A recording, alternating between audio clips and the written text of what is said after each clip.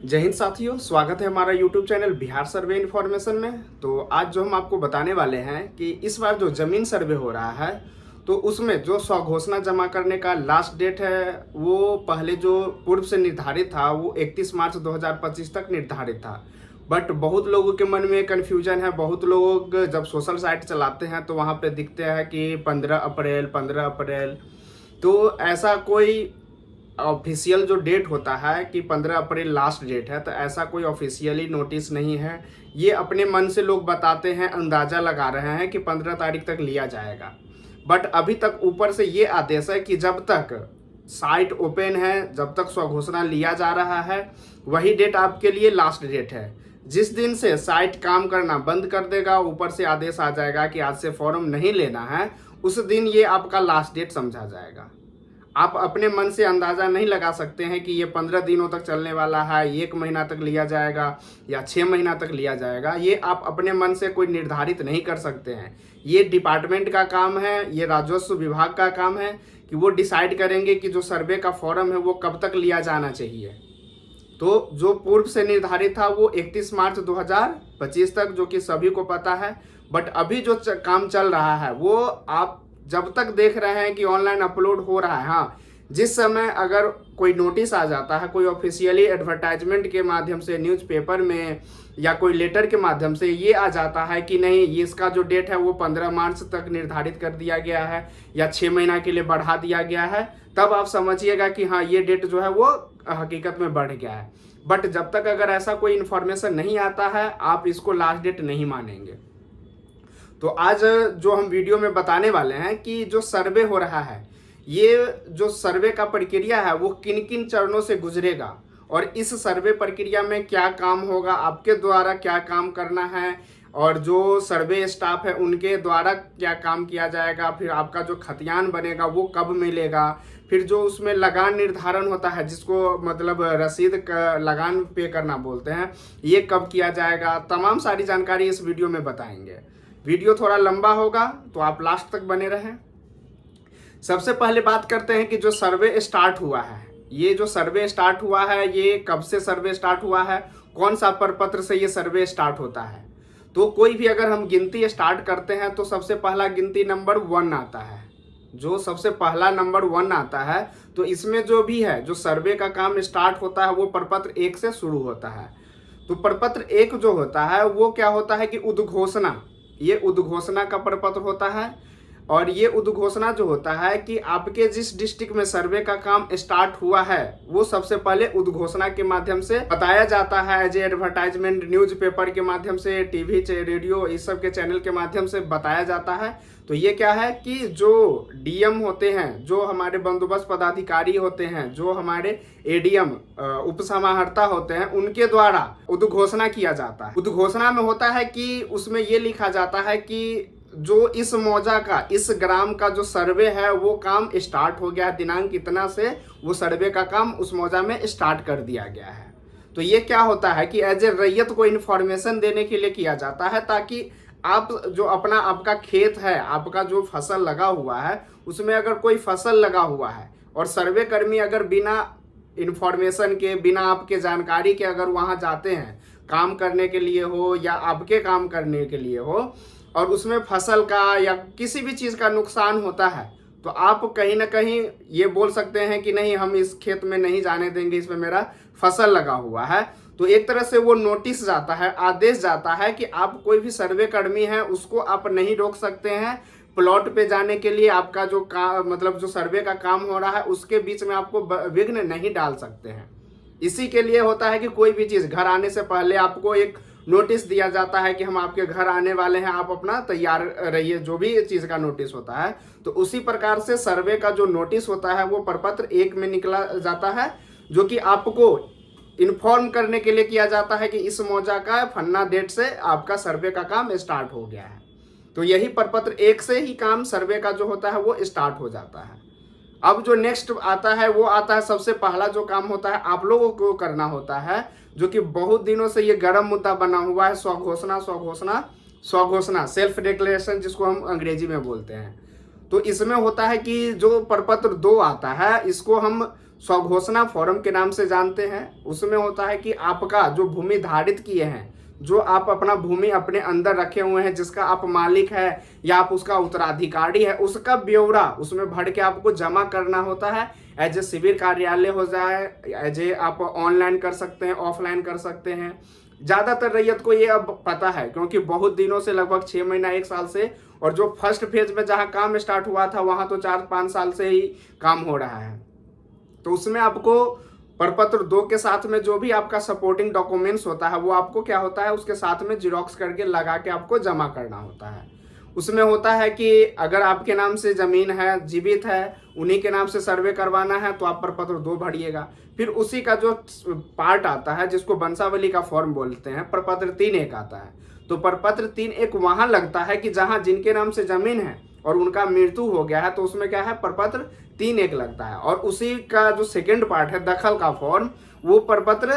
3 एक का ही second part होता है। तो उसमें भी जहां वंशावली लगेगा वहां दखल का फॉर्म लगाना जरूरी है, और वही उसमें लिखाएगा कि कौन कौन सा उसका उत्तराधिकारी है, कौन कौन खेसरा पे किसका दखल है। तो ये आपका दखल का फॉर्म होता है।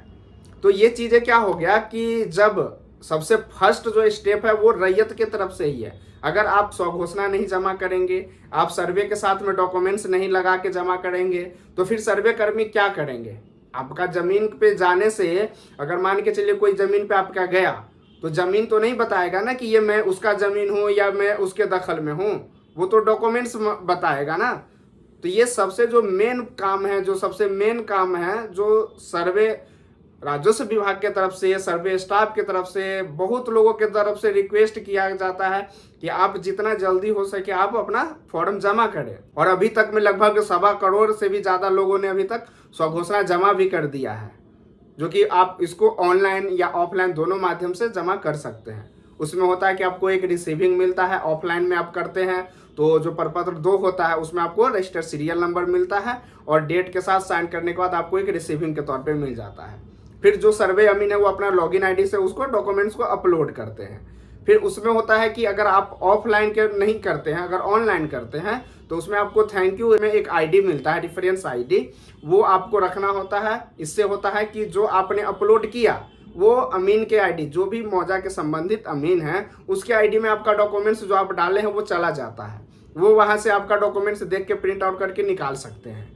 तो ये चीज़ें हो गया कि स्वघोषणा जमा किए, वो हो गया। अब अगर स्वघोषणा का डेट खत्म हो जाता है, स्वघोषणा का काम खत्म हो जाता है, तो जो नेक्स्ट प्रक्रिया है वो कौन सा होगा? तो उसका जो नेक्स्ट प्रक्रिया है उसको हम किस्तवार के नाम से जानते हैं। तो किस्तवार, किस्त में होता है क्या कि जो हमारा नक्शा बना हुआ है वो जो हाई रेजोल्यूशन का जो कैमरा होता है और जो हवाई फोटोग्राफी के माध्यम से जो आपका हूबहू जैसा आपका प्लॉट बना हुआ है, अगर आपका एक प्लॉट है और उसमें 4 क्यारी में, एक में गोभी, एक में आलू, एक में टमाटर आप बना रखे हैं, तो उसी प्रकार से वो मैप में आया हुआ है। अगर आपका 1 एकड़ का जमीन है और उसमें आप 10-10 डिसमिल का 100 प्लॉट बना रखे हैं, 20 प्लॉट बना रखे हैं, तो वो वही बन के आया हुआ एज ए फोटो। अगर हम कोई भी चीज़ को फोटो के माध्यम से कैप्चर करेंगे तो वो तो हूबहू उतार के देगा। वो ये नहीं देखेगा ना कि अरे एक ही प्लॉट है और उसमें 10 को जो प्लॉट बना है वो एक ही रैयत का है। वो क्या होगा कि वो मैनुअल होगा, वो चीज़ें मैनुअल होगा। जब अमीन, जो सर्वे अमीन जो है, प्लॉट पर जब जाते हैं तो वो यही करते हैं कि आपका जो प्लॉट है और जो नक्शा मिला हुआ है, जिसको स्पेशल सर्वे मैप बोलते हैं, जो मैप मिला हुआ है और जो आपका प्लॉट बना हुआ है वो हूबहू है कि नहीं, उसमें अगर कोई चेंजेस करना है, अगर हो सकता है कि आपने ज़मीन खरीद बिक्री किया है, तो उसमें क्या होगा कि नया प्लॉट का निर्माण किया जाएगा। अगर कोई प्लॉट है 10 डिसमिल का है, उसमें से आप क्या किए हैं कि 2 डिसमिल बेच दिए हैं, और लेकिन जो प्लॉट है बना हुआ है मैप में वो पूरे 10 का 10 डिसमिल का प्लॉट बना हुआ है। तो जब अमीन आपके प्लॉट पर जाएंगे और उस समय अगर आप बोलिएगा कि सर ये 2 डिसमिल जो है इस साइड से है, ये प्लॉट का बिक्री कर चुके हैं और ये उसके नाम से जाएगा, तो अमीन क्या करेंगे कि वो 2 डिसमिल का जो प्लॉट है, जो आपका लंबाई चौड़ाई से आप बिक्री किए हुए हैं, वो आपका एक नया प्लॉट का निर्माण कर देंगे। तो किस्तवार में ये प्लॉट निर्माण का काम हो गया। दूसरा होगा कि अगर एक ही प्लॉट है उसमें 10 प्लॉट बन गया है, जो कि वो फोटो खींचने के माध्यम से, जो ऑर्थो फोटोग्राफर होता है उसके माध्यम से जो मैप का निर्माण हुआ है, तो उसमें जो आपका 10 क्यारी है, अगर आप बोलते हैं कि सर ये जो मेरा प्लॉट 20 एकड़ का है वो जितना भी है बीच में वो मेरा ही है, तो उस समय क्या होगा कि उसको फॉल्स कर करके उसको एक प्लॉट बना दिया जाएगा। उसमें होगा कि आपका 20 प्लॉट नहीं बन के आपका जो नक्शा बनेगा उसमें एक ही प्लॉट में आपका जितना जमीन है वो दिख जाएगा। तो यही हो गया कि नया प्लॉट का निर्माण किया जाएगा, और अगर नया प्लॉट जो बना हुआ है 10-20 अगर एक ही रैयत का है तो उसको फॉल्स करके एक प्लॉट का निर्माण कर दिया जाएगा। फिर उसके बाद ये तो प्लॉट निर्माण और कटिंग करने का बात हो गया। अब होगा कि उसमें दखल, तो एक पंजी ले जाएंगे, जो सर्वे अमीन है वो जब भी किस्तवार करने जाएंगे वो एक पंजी ले जाएंगे, उसमें जो प्लॉट पे जाएंगे उस प्लॉट में किसका दखल है उनका मौखिक नाम लिखेंगे। उस समय आपका ना डॉक्यूमेंट्स चेक करेंगे ना आगे का जो प्रक्रिया होता है, बस आपका जो है किसका दखल है उसका मौखिक। हाँ, अगर आप विदेश रह रहे हैं, आप बिहार में नहीं रह रहे हैं, जब अमीन गए उस समय आप प्लॉट पे अनुपस्थित पाए गए, तो उस स्थिति में जो आपके चौहद्दीदार है उनको अगर आपके बारे में जानकारी है कि ये फन्ना आदमी का है, ये चिन्ना आदमी का है, तो उस समय वो आपका नाम लिखवा देंगे, वो सर्वे अमीन वहाँ पे लिख देंगे। तो उसमें भी आपको पैनिक होने की, धरफराने की, अरे कि हम प्लॉट पे नहीं थे उस समय नहीं नाम लिखे हैं, तो उसमें भी कोई दिक्कत, धरफराने की और घबराने की कोई ज़रूरत नहीं है।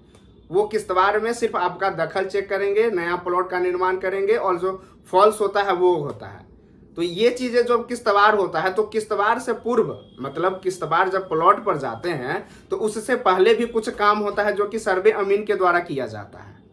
तो सर्वे अमीन के द्वारा जो किया जाता है उसमें क्या होता है कि पहले जो हमारा CS है, कहीं पे जो नक्शा है वो CS नक्शा है जैसे कैडेस्ट्रल सर्वे,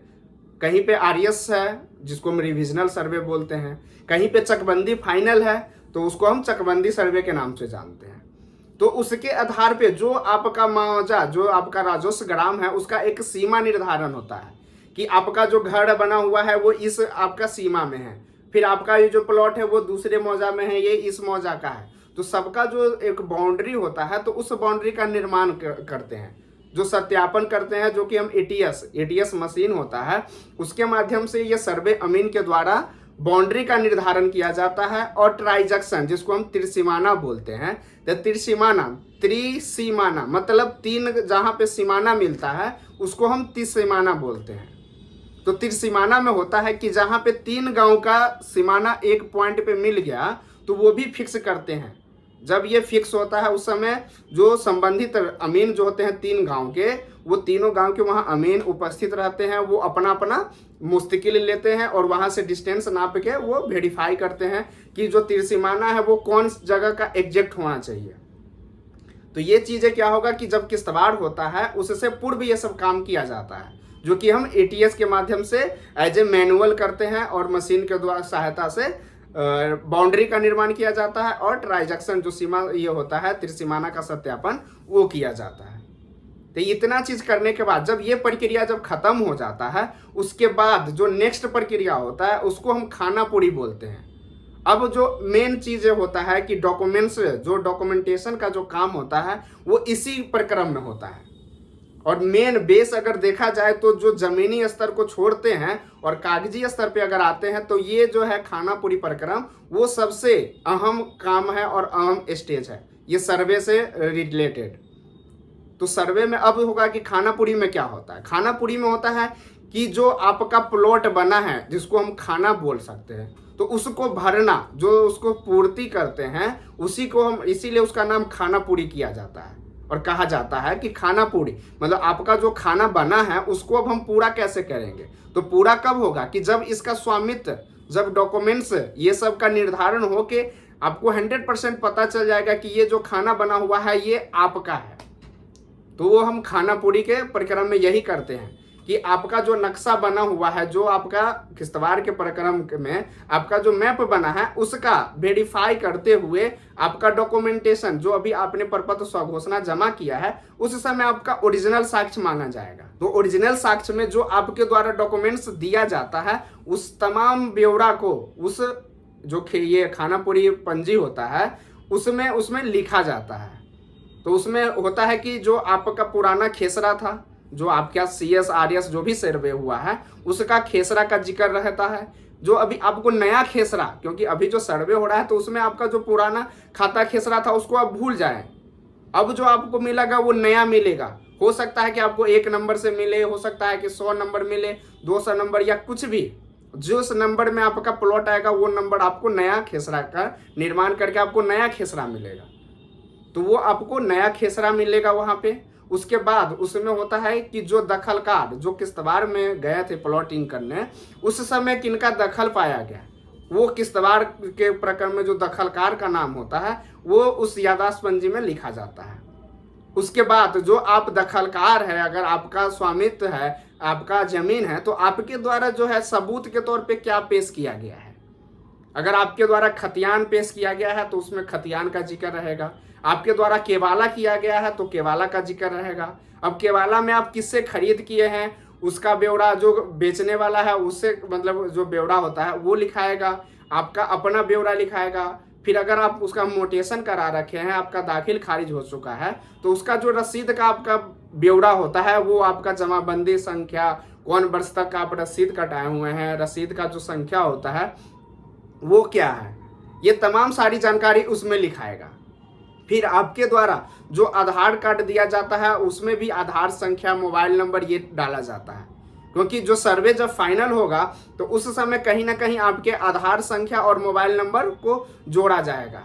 ताकि आने वाला दिन में कभी भी अगर ये खरीद बिक्री होता है तो उस समय जब ये जालसाजी ये सब जो होता है उससे बचने के लिए आपको एक OTP जाएगा, फिर आप जमीन का रजिस्ट्री कर सकते हैं। तो ये आने वाला दिन में आपको देखने को मिल सकता है। इसीलिए आपको मोबाइल नंबर जो देना है सर्वे में वो हमेशा चालू रहने वाला होना चाहिए। अब ये नहीं कि आप कोई मोबाइल नंबर डाल दिए और वो मोबाइल नंबर गलती डाल दिए, या उसमें कभी कोई कॉल लगा रहे हैं सर्वे स्टाफ की तरफ से तो आपका कॉल नॉट रीचेबल आ रहा है। तो ये ध्यान रखना है कि उसमें जो मोबाइल नंबर देना है वो सही होना चाहिए और वो चालू अवस्था में होना चाहिए। तो जब खाना पूरी होता है तो खाना पूरी में बस जो आपके द्वारा डॉक्यूमेंटेशन दिया जाता है, जो आपके द्वारा स्वघोषणा वक्त में फॉर्म जमा करने वक्त में आपने दिया है, उसका मूल प्रति आपको उपस्थित करना पड़ता है एज ए अमीन के पास। और उसी का जो ब्यौरा होता है वो क्या होता है, वो उसमें याददाश्त पंजी में दर्ज होता है। जब ये चीज़ें हो गया तब अब जो नेक्स्ट प्रक्रिया आता है उसको हम खाना पूरी पर्चा या LPM, लैंड पार्सल मैप, जो आपका एक पार्सल अगर मिला है तो उसका जो ब्यौरा आपको लिखा गया है, अब उसको क्या होता है अमीन के द्वारा खेसरा पंजी का संधारण किया जाता है और खेसरा पंजी में आपका जो नया खेसरा मिला है उसका पूरा ब्यौरा लिखा जाता है और उसी को ऑनलाइन अपलोड किया जाता है एज ए भू सर्वेक्षण सॉफ्टवेयर साइट पे। जब ये अपलोड हो जाता है तो उसी के बाद जो खाना पूरी पर्चा जो होता है वो जनरेट होता है, उसके साथ में LPM रहता है, वो आपको एज ए एजेंसी के तरफ से और अमीन के सहयोग से आपको घर पे हो, शिविर कार्यालय में हो, आपको दिया जाता है। तो जब LPM आपको दिया जाता है तो उस LPM में आप देखेंगे कि हमने जो ब्यौरा दिया था, जो हमने रकबा दिया था, हमने जो आप खाता खेसरा चौहद्दी दिया था, वो हमारे अनुरूप है कि नहीं। मतलब हमारे अनुरूप, अब ये नहीं कि आप कुछ गलत चाहते हैं और उसमें आप देखेंगे कि अमीन सही करके दिया है तो आप कहेगा नहीं ये तो मेरे अनुरूप नहीं हुआ है। तो ऐसा नहीं है, जो सही काम है, जो सही मतलब एज ए दखल हो, आपका जो डॉक्यूमेंट्स कहता है उसके अनुरूप काम हुआ है कि नहीं।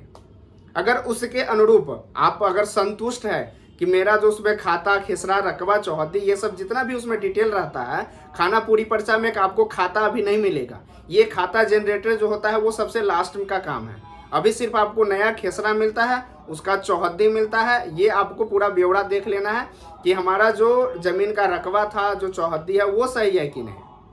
जब ये चीज़ दिख गया, अगर आपका जो नाम दिए हैं वो नाम सही है कि नहीं, उसमें एड्रेस सही है, जाति सही है, मोबाइल नंबर, आधार संख्या ये सब सही है कि नहीं, अगर आपको लग रहा है कि ये तमाम सारी जानकारी मेरे अनुरूप है और वो सही है, तो आपको बस अपने पास LPM रख लेना है। बट अगर आपको लग रहा है कि नहीं, इसमें मेरा नाम गलती कर दिया गया है, इसमें मेरा मोबाइल नंबर गलती है, इसमें एड्रेस गलती है, इसमें जो आपका चौहद्दी होता है वो गलती कर दिया गया है, इसमें रकबा कम आया है या रकबा ज़्यादा कर दिया गया है, अगर आपको ऐसा कुछ लग रहा है तो उसको आप क्या कीजिए, दावा आपत्ति, जो कि जिस दिन से LPM जनरेट होता है उससे 15 दिन के अंदर आपको दावा आपत्ति करना होता है। तो ये दावा आपत्ति का भी है, आप ऑनलाइन भी कर सकते हैं और ऑफलाइन से भी कर सकते हैं। ऑफलाइन के लिए आपको एक शिविर कार्यालय में एक फॉर्म मिलता है, उसको आप फिल कीजिएगा, क्लर्क साहब के पास जमा कीजिएगा, वो आपको एक रिसीविंग देते हैं और आपका दावा आपत्ति रिसीव हो जाता है। फिर उसमें कुछ डेट मिलता है, आपको 2 दिन के बाद हो, 4 दिनों के बाद हो, आपको बुलाना पड़ता है। हाँ, इस केस में कभी कभी ये भी हो जाता है कि मेरा ज़मीन है, मेरा ज़मीन नहीं किसी दूसरे के नाम से कर दिया गया है, तो उसमें आपको दिखाना भी पड़ता है कि आपका ज़मीन किसके नाम से किया गया है। जब एक डेट मिलता है, उस डेट में आपको अपने साक्ष्य जो होता है ओरिजिनल, वो साक्ष्य लेके आपको वहाँ पे उपस्थित होना पड़ता है। फिर जो रैयती ज़मीन होता है उसको जो कानूनगो पदाधिकारी साहब होते हैं उनके द्वारा देखा जाता है और सुना जाता है। जो सरकारी ज़मीन का जो सुनवाई करते हैं वो विशेष सर्वेक्षण सहायक बंदोबस्त पदाधिकारी सर के द्वारा किया जाता है। तो यही चीज़ें होता है, अगर उसके दौरान उसमें आदेश लिखा जाता है कि अगर आपका ये गलती था, ये सही है, ये उसमें करेक्शन होना चाहिए, तो ये जो है विशेष सर्वेक्षण अमीन को आदेश दिया जाता है। फाइनल जब हो जाता है, जो प्रक्रिया जो होता है इसका दावा आपत्ति का, वो फाइनल मतलब समाप्त कर दिया जाता है, तो उसमें आदेश दे दिया जाता है कि इसको सुधार किया जाए, इसमें ये चेंज किया जाए, और वो सर्वे अमीन को चेंज करना होता है। और जब वो चेंज हो जाता है तो फिर उसमें क्या होता है कि प्रपत्र 12 में प्रारूप का प्रकाशन किया जाता है। तो जब प्रकाशन किया जाता है उससे एक स्टेप पीछे अगर जाते हैं तो पहले विश्रांति जो होता है, विश्रांति उसके दल, उसमें एक दल का गठन होता है जिसमें सहायक बंदोबस्त पदाधिकारी, फिर विशेष सर्वेक्षण कानूनगो अमीन, ये सब मिल के पहले जो आपके द्वारा दावा आपत्ति किया गया था, उनका जो आदेश दिया गया था उसमें सुधार किया गया है कि नहीं, और सुधार किया गया है तो क्या किया गया है, ये तमाम सारी जानकारी उसमें चेक किया जाता है। फिर उसको फाइनल सबमिट करके प्रपत्र 12 में प्रारूप प्रकाशन कर दिया जाता है। जब प्रारूप प्रकाशन किया जाता है तो उसमें आपको फिर कोई सरकारी जो कार्य भवन है उस पे जाके या शिविर कार्यालय में उसका जो प्रारूप प्रकाशन होता है वो मैप के साथ वहाँ पे चिपकाया जाता है। जब प्रपत्र 12 में प्रारूप प्रकाशन हो जाता है, उसमें अगर आपके अनुरूप काम हुआ है तो फिर आप उसमें कोई कुछ नहीं करते हैं, उसको एज इट इज छोड़ देते हैं। उसमें अगर आपको लग रहा है कि नहीं, मेरा जो दावा आपत्ति किए थे उसके अनुरूप उसमें फिर से त्रुटि है या फिर आपका जमीन किसी दूसरे के नाम से चढ़ा दिया गया है, तो उसमें आप फिर से दावा आपत्ति करते हैं। जब प्रपत्र 12 में प्रारूप प्रकाशन होता है तो उसके बाद आप प्रपत्र 14 में फिर से दावा आपत्ति करते हैं। अगर आपको उसमें लग रहा है कि मेरा कुछ जानकारी जो है वो गलत चढ़ा दिया गया है, तो फिर आप प्रकाशन के बाद दावा आपत्ति करते हैं। उसमें फिर से वही प्रक्रिया होता है कि आपको दोबारा बुलाया जाएगा, फिर उस समय आपको डॉक्यूमेंट्स देना पड़ता है, और उस समय जो होगा ये जो विशेष सर्वेक्षण सहायक बंदोबस्त पदाधिकारी है उनके द्वारा ये सुना जाता है। फिर उसके बाद यही सेम प्रक्रिया होता है, जब ये आपका दावा आपत्ति सुन लिया जाता है तो उसमें एक विश्रांति दल होता है, उसके अनुरूप काम हुआ है या नहीं हुआ है, जो कि सेकेंड विश्रांति के नाम से जानते हैं। ये चीज़ें करने के बाद फिर उसमें लगान निर्धारण का जो प्रपत्र 18 क होता है उसमें लगान निर्धारण किया जाता है कि आपका जो ज़मीन है वो किस कैटेगरी का है और उसका लगान क्या होना चाहिए। जब ये सब तमाम सारी जो लगान निर्धारण की प्रक्रिया है वो ख़त्म हो जाता है, तब उसका जो होता है कि फाइनल प्रकाशन किया जाता है। ये जो फाइनल प्रकाशन होता है ये प्रपत्र 20 में होता है। तो ये जब प्रकाशन हो जाता है उसमें आपको लग रहा है कि नहीं, इसमें भी अगर कोई चेंजेस है या इसमें कोई गलत कर दिया गया है, तो उसमें फिर से आपको एक दावा आपत्ति का मौका मिलता है, और ये दावा आपत्ति आप मुख्यालय जो आपका डिस्ट्रिक्ट है, आपका जो जिला है, वहाँ पे जाके आप कर सकते हैं। फिर उसके करने के बाद फिर ROR जो होता है, जो खतियान होता है, वो फाइनल प्रकाशन करने के बाद ROR बनकर तैयार हो जाता है। जब खतियान बन के तैयार हो जाता है तो उसके अनुरूप आपका जो भी केवाला होता है, ये जो खरीद बिक्री होता है, ये वो चालू कर दिया जाता है, और आप उसके आधार से क्या है कि लगान जो पे करना होता है, जो लगान रसीद हम लोग कटाते हैं वो आप कटाना चालू कर देते हैं। अब उसमें अगर आपको लग रहा है कि नहीं, उसमें भी अगर कोई दिक्कत है, तो जब आपको 3 बार पहले मौका दिया गया है कि आपको सुधार करने का, दावा आपत्ति करने का, उसमें भी अगर आपको लग रहा है कि इसमें नहीं कुछ चेंजेस होना है, तो फिर आप कोर्ट का सहारा ले सकते हैं। तो यही था जो सर्वे का जो मेन प्रक्रिया है, जो शुरू से लेके सर्वे का लास्ट तक जो प्रक्रिया है, ये यही प्रक्रिया है, और इन्हीं चरणों के द्वारा सर्वे कार्य संपन्न किया जाएगा। तो आशा करते हैं कि सर्वे से रिलेटेड आपको पूरी जो जानकारी है वो संक्षेप में आपके पास पहुंच गया होगा। और भी अगर सर्वे से रिलेटेड आपको कोई भी मन में डाउट हो, कोई प्रश्न हो, और हमारा जो वीडियो आप देखते हैं, अगर किसी भी वीडियो में कोई भी प्रकार का आपको प्रश्न है तो उस वीडियो के कमेंट बॉक्स में आप कमेंट कीजिए, हम आपका रिप्लाई जरूर करेंगे। वीडियो देखने के लिए धन्यवाद।